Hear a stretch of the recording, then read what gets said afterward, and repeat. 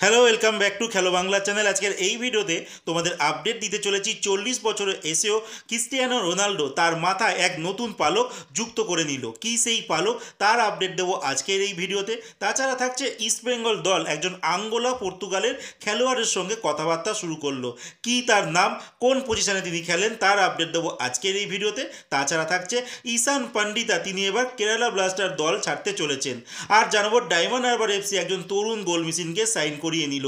সমস্ত খবর এক এক করে বলবো, তার আগে প্রতিদিনের মতো বলবো খেলার আপডেট খবর পাওয়ার জন্য আমাদের চ্যানেলটিকে সাবস্ক্রাইব করতে একদম ভুলো না। তো চলো শুরু করা যাক আজকের প্রথম খবর।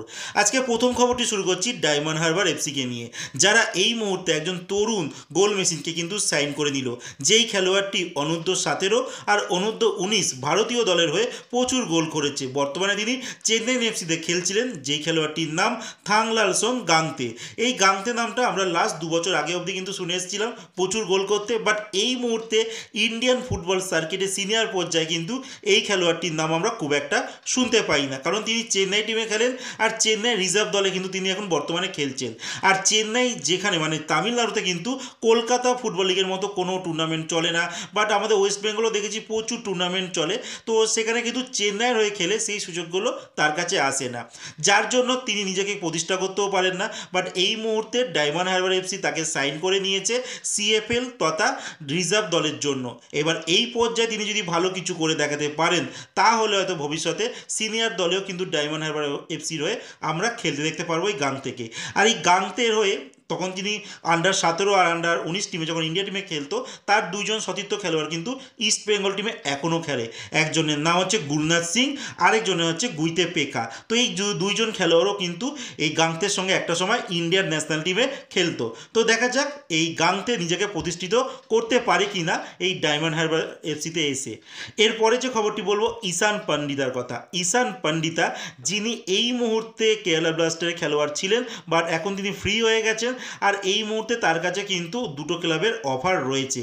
একটি ক্লাব হচ্ছে তার কাছে আছে উড়িষ্যা এফসি, আরেকটি হচ্ছে পাঞ্জাব এফসি। তো বর্তমানে 27 বছর বয়স, অনেকটাই কম। তিনি ইন্ডিয়ার ন্যাশনাল টিমের হয়ে 8খানা ম্যাচও খেলেছেন, 1খানা গোলও করেছেন। এছাড়া যদি তার পুরো যাত্রাটা বলি আইএসএলে, সেখানে 2020 সালে গোয়ার হয়ে যাত্রা শুরু করে, যেখানে 11খানা ম্যাচে 4টে গোল করে। তারপর 21 সালে মানে 2021-এ জামশেদপুরে চলে যায়, যেখানে 34 ম্যাচে 5খানা গোল করে। এরপর 2023 সালে কেরালা ব্লাস্টারে যখন তিনি চলে যান, সেখানে 18খানা ম্যাচ খেলেছেন, একটাও কিন্তু গোল করতে পারেনি। মানে যখন দেখা গেছে জামশেদপুর আর কেরালাতে তিনি খেলছিলেন, গেম টাইমের কিন্তু একটা অভাব ছিল। আর চোট সমস্যা তো অতি অবশ্যই তার একটা ছিল। তো এই মুহূর্তে তিনি ফ্রি ফুটবলার, আর তিনি চেষ্টা করছেন যেই দলেই তিনি যান না কেন যেন গেম টাইম পান। তো সেই দিক থেকে পাঞ্জাব এফসি হয়তো বেস্ট হতে পারে। পাঞ্জাব ছাড়াও তার কাছে উড়িষ্যা এফসিরও অফার রয়েছে। এবার পুরোটাই কিন্তু নির্ভর করছে ঈশান পান্ডিতার উপর, তিনি কোন দলে সাইন করেন। এরপরে যে খবরটি বলবো রোনাল্ডোর কথা। রোনাল্ডো 40 বছর এসেও তিনি আবারও কিন্তু তার দেশ পর্তুগালকে উয়েফা নেশন লিগ চ্যাম্পিয়ন করালো।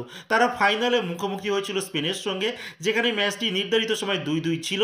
তারপর আলটিমেট টাই ব্রেকারে 5-2 গোলে কিন্তু হারিয়ে দেয় স্পেনকে। আর এইটা কিন্তু রোনাল্ডোর মাথায় কিন্তু নতুন এক পালকের সূচনা করলো।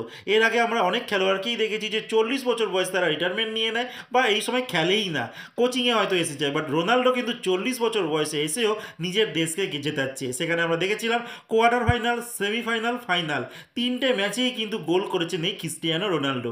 যাই হোক, এরপরে থার্ড পজিশনে একটা ম্যাচ ছিল, যেখানে জার্মানি দল মুখোমুখি হয়েছিল ফ্রান্সের সঙ্গে, আর ফ্রান্স কিন্তু 2-0 গোলে জার্মানিকে হারিয়ে দিয়েছে।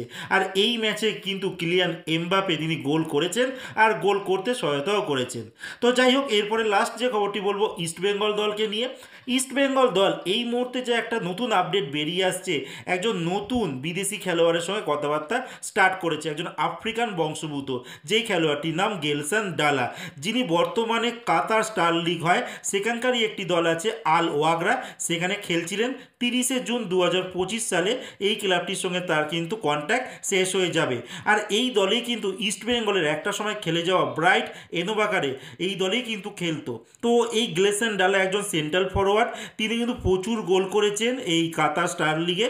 তো লাস্ট যদি তার কিছু স্ট্যাট আমি বলি, তো সেখানে দেশের হয়ে মানে তার দেশ হচ্ছে আঙ্গোলা, সেখানে 51খানা ম্যাচ খেলেছেন আর 21খানা কিন্তু গোল করেছেন। আর কাতার স্টার লিগে তিনি লাস্ট যে সিজনটা শেষ হলো 13খানা ম্যাচ খেলেছেন, 4টে গোল করেছেন আর 4খানা গোল করতে সহায়তাও করেছেন।